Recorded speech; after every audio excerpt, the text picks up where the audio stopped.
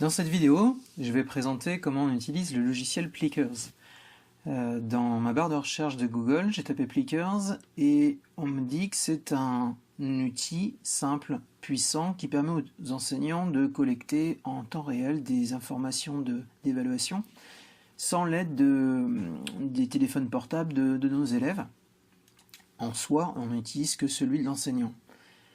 Si je clique dessus, j'arrive donc sur le site Plickers. Je vais déjà Voilà, on arrive sur ça. Là, vous devez renseigner une adresse mail ainsi qu'un mot de passe pour la première fois où vous vous connectez. Une fois ceci fait, on arriverait tout en haut sur différentes possibilités. Library, qui est en fait une bibliothèque d'informations, de questions que l'on aura créées auparavant. J'arrive à Classes, donc les classes que l'on veut créer. Si je clique dessus, moi qui suis enseignant de différentes matières, j'ai déjà renseigné des classes avec le nombre d'étudiants qu'il y a. Démo-classe, c'est celui par défaut qui apparaît. Ensuite, vous avez autant de possibilités que vous voulez, avec autant d'étudiants que vous le souhaitez. Je vais avoir besoin aussi de cartes pour cela. Les cartes, vous pouvez les récupérer ici, à Cards. Ça se présente ainsi. Si je clique, voilà à quoi ressemble un exemple d'une carte. Ça sera à vous de découper non pas forcément en carré, mais couper la feuille en deux, puisque sur chaque page vous avez deux symboles qui vont être reconnus ensuite par une application dont je mettrai un lien selon si vous êtes sous Android ou sous iOS, Apple, de façon à ce que le logiciel puisse scanner ces symboles-là et reconnaître les informations. Mais déjà pour commencer, donc le numéro va vous permettre de savoir à qui est attribué ce symbole-là. Globalement, généralement, ça se fait par ordre alphabétique si je reviens dans mes classes. Par exemple, je prends les HPS, j'ai des noms d'élèves et des numéros qui leur sont attribués. Donc moi, ils sont attribués en fonction de leur nom de famille, quoi, en fait. Je reviens dessus, et vous avez sur chaque symbole 4 lettres, d'où les 4 côtés d'un carré, enfin carré du symbole du moins, A, B, C et D, et ça va être utile pour choisir pour l'élève la réponse qu'il veut donner, parmi 4 réponses possibles maximum. Sachant que si c'est un QCM, ça sera oui ou non, un QCM a 2 possibilités, pardon, et si c'est un QCM à 4 possibilités, il aura le choix entre A, B, C ou D. Je reviens donc sur cette page-là, où vous aviez les cards, et dans ces cards, vous avez la possibilité d'en télécharger, comme là j'ai fait, j'ai laissé les cartes standards, donc là vous en avez un nombre assez important malgré tout, puisqu'on a 20 pages, ce qui veut dire que puisqu'on en a 2 par page, on a 40. Déjà, ça veut dire qu'on peut interroger 40 personnes, ce qui est déjà énorme, puisque la majorité de nos classes, généralement, on ne dépasse pas les 30, 35 maxi. Vous avez la possibilité de les faire en plus grande taille.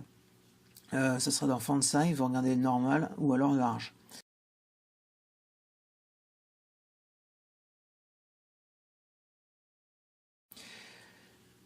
Alors, est-ce que... bon là, vous avez quelques questions qui sont posées en anglais. Ouais, le but c'est quand même de vous présenter un maximum de choses. Donc l'idée, une fois que vous avez créé vos classes, c'est de créer des questions. Donc là, vous faites ce que vous voulez. Vous créez des nouvelles questions que vous allez mettre par exemple dans un new folder, c'est-à-dire un nouveau dossier. Moi j'ai créé, puisque je suis prof de biotechnologie, des questions en propreté, en alimentation, mais ça c'est plus pour mes classes euro, donc food. AP vidéo, c'est parce que je fais de l'accompagnement personnalisé, stérilisation. Et j'ai fait aussi des révisions pour la fin d'année, puisque je les prépare aussi au bac.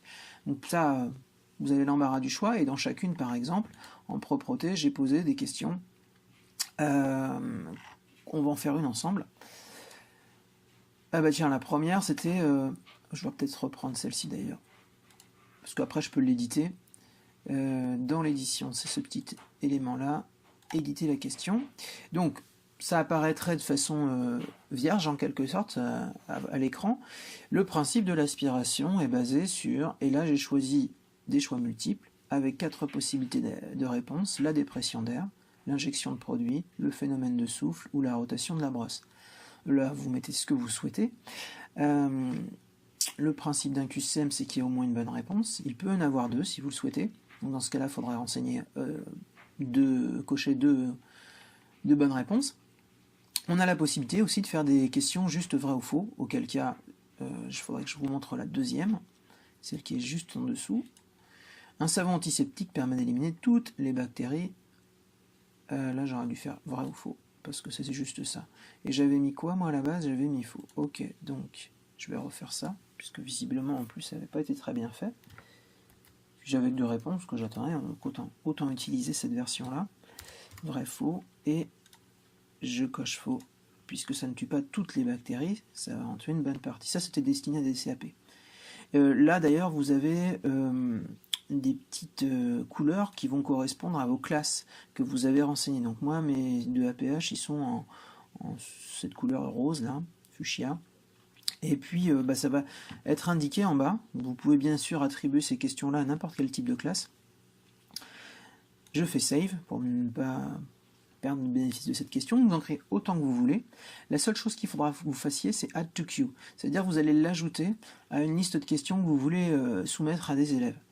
Donc, vous l'ajoutez à la liste d'attente, en quelque sorte. Si un jour vous voulez les effacer, vos questions, ou vous voulez modifier, vous faites Edit. On peut bouger la question vers un autre dossier, on peut l'archiver, on peut l'effacer. Voilà. Donc là, j'en ai fait une petite dizaine, je crois. C'était la première fois que je testais ça avec mes CAP. Si je le mets dans Hide to Queue, je choisis la classe, par exemple les deux APH, et là, ça va aller dans les questions qui vont être à poser après. Donc je vais en choisir que deux, les deux premières, et voilà, elles sont affichées ici. Par la suite, je vais avoir besoin du site pour donc d'une connexion internet et du site pour que mes élèves en prennent connaissance en temps réel.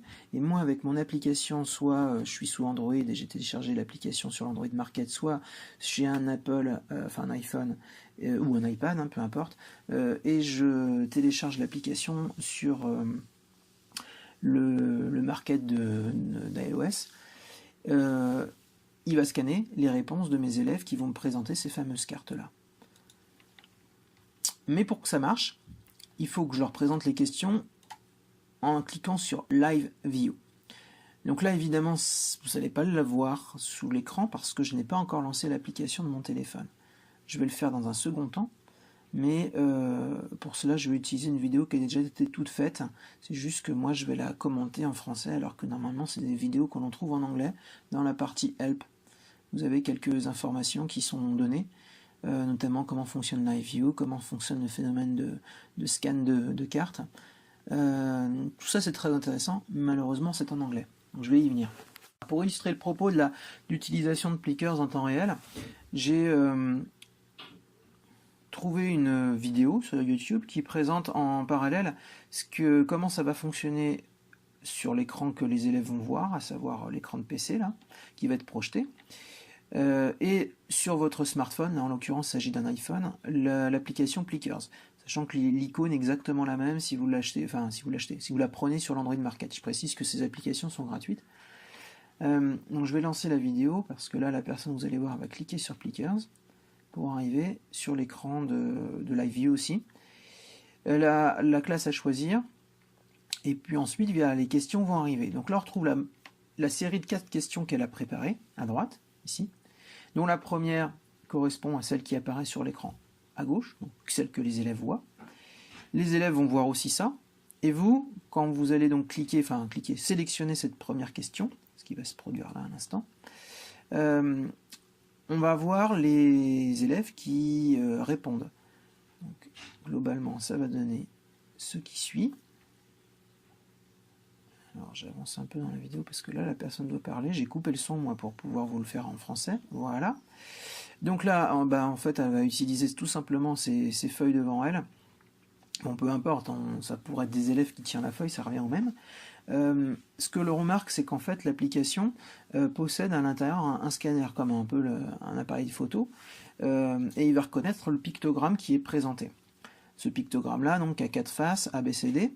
L'élève ou la prof en question va choisir une des réponses et vous allez voir que il va reconnaître en scannant qui des 5 élèves qui participent à ce questionnaire va répondre.